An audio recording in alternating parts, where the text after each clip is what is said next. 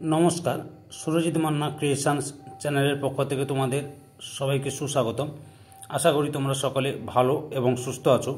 আমি তোমাদের জন্য এই ভিডিওটিতে তুলে ধরছি 2025 সালের মাধ্যমিক পরীক্ষার্থীদের জন্য এবিটি টেস্ট পেপার 2024-2025 বাংলা যে সমস্ত পেজগুলি রয়েছে তার মধ্যে আমি এই ভিডিওটিতে তুলে ধরছি 713 নম্বর পেজের বাংলার এমসিকিউ এসকিউ প্রশ্নের সম্পূর্ণ সমাধান করছি। এর অলরেডি আমি তোমাদের সামনে 9 থেকে 689 নম্বর পেজ পর্যন্ত বাংলার এসকিউ এমসিকিউ প্রশ্নের উত্তরগুলো সমাধান করেছি। তোমরা ওই ভিডিওগুলি দেখতে চাইলে আমার চ্যানেলের প্লেলিস্টে গিয়ে দেখে নাও, না হলে এই ভিডিও ডিসক্রিপশনে তার লিঙ্ক দেওয়া থাকবে, ওখানে ক্লিক করেও দেখে নিতে পারো। যদি আমার চ্যানেলে নতুন হও তাহলে চ্যানেলটিকে সাবস্ক্রাইব করে চ্যানেলের পাশে থাকো এবং সঙ্গে ডান দিকে বেল আইকনে অল অপশনে গিয়ে প্রেস করো যাতে পরবর্তী ভিডিও নোটিফিকেশন পাও। আলোচনা শুরু করছি। একের দাগে প্রথম প্রশ্ন, তপনের লেখা গল্প যে পত্রিকায় ছাপা হয়েছিল? অপশান খতে সন্ধ্যাতারা। 1.2 বাইজির ছদ্মবেশে হরিদার রোজগার হয়েছিল। অপশান কতে 8 টাকা 10 আনা। 1.3 ইসাবের বাবার নাম। অপশান খয়ে হাসান পাঠান।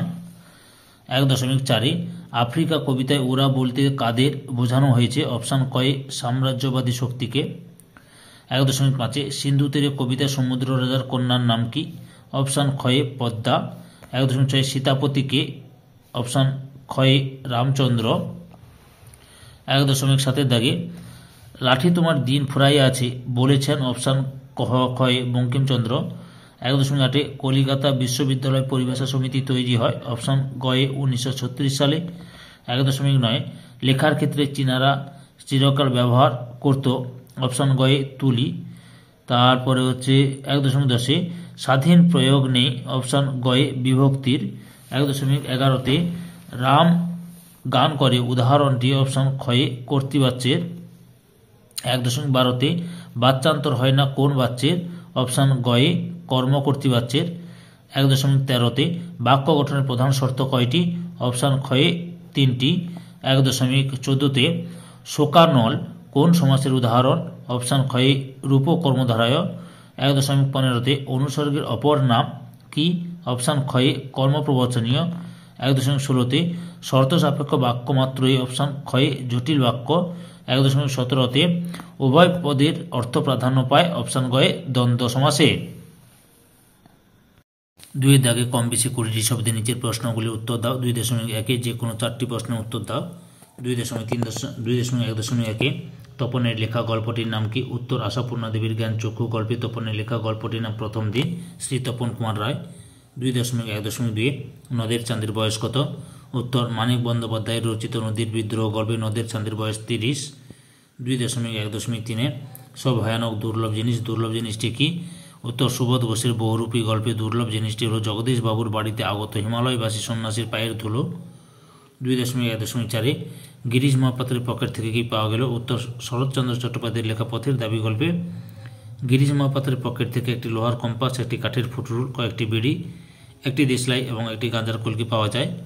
2.1.5 অদল বদল গল্পটি বাংলায় তর্জমা করেন কে? উত্তর অর্ঘ্যকুসুম দত্তগুপ্ত। 2.2 দাগে যে কোনো 4টি প্রশ্নের উত্তর দাও। 2.2.1 সে জানতো না কে কি জানতো না?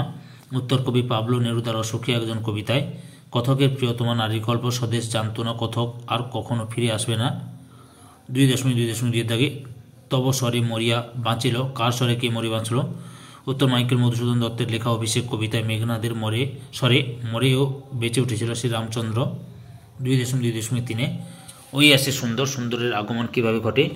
উত্তর কবি কাজী নজরুল ইসলামের লেখা প্রলয়োল্লাস কবিতায়। অন্ধত্ব ধর্মীয় গোড়ামিতে পরিপূর্ণ এই সমাজকে ধ্বংস করে নবসৃষ্টি ঘটাতে সুন্দর কাল ভয়ঙ্করে বেশি আসে। 2.2.4 আমাদের পথ নেই আর তাহলে আমাদের কি করণীয়? উত্তর শঙ্খ ঘোষের লেখা আয় আরও বেঁধে বেঁধে থাকি কবিতায়। আমাদের অর্থাৎ সর্বহারা মানুষের আচার পথ যখন ক্রমশ সংকীর্ণ হয়ে আসে তখন তাদের সহমর্মিতার সঙ্গে আরও বেশি সঙ্গবদ্ধ হয়ে থাকার কথা কবি বলেছেন।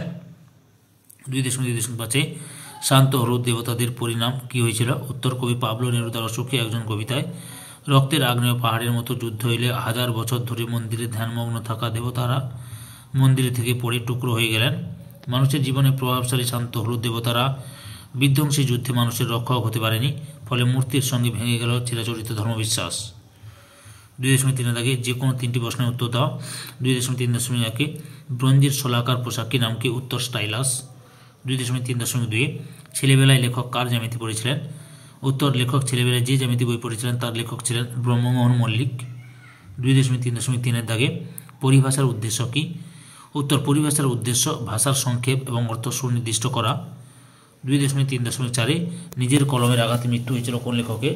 উত্তর তরুলোকনাথ মুখোপাধ্যায়ের। 2.4 দাগে যে কোনো 8টি প্রশ্নের উত্তর দাও। 2.4.1 রবীন্দ্রনাথ ঘরে বাইরে উপন্যাসটি লিখেছেন কর্মবাচ্যে পরিণত করো। উত্তর রবীন্দ্রনাথের দ্বারা ঘরে বাইরে উপন্যাসটি লেখা হয়েছে। 2.4.2 তির্যক বিভক্তি কাকে বলে? উত্তর যে বিভক্তি একাধিক কারকে প্রযুক্ত হয় তাকে তির্যক বিভক্তি বলে। 2.4.3 একশেষ দ্বন্দ্ব সমাস কাকে বলে? উত্তর যে দ্বন্দ্ব সমাসের সমস্যমান পদগুলি সর্বনাম পদ এবং সমস্ত পদটি বহু বচনান্ত সর্বনাম পদ তাকে একশেষ দ্বন্দ্ব সমাস বলা হয়। একশেষ দ্বন্দ্ব সমাসের একটি উদাহরণ হলো তুমি ও সে সমান তোমরা। 2.4.4 মাছ জলে খেলা করে চিহ্নিত পদটির কারক বিভক্তি নির্ণয় করো। উত্তর অধিকরণ কারকে এই বিভক্তি। 2.4.5 অকারক পদ কাকে বলে? উত্তর ক্রিয়াপদের সঙ্গে নাম পদের সম্পর্ক না থাকলে তাকে অকারক পদ বলে। 2.4.6 তুমি এলে আমি যাব জটিল বাক্যে পরিণত করো। উত্তর যদি তুমি আসো তবে আমি যাব।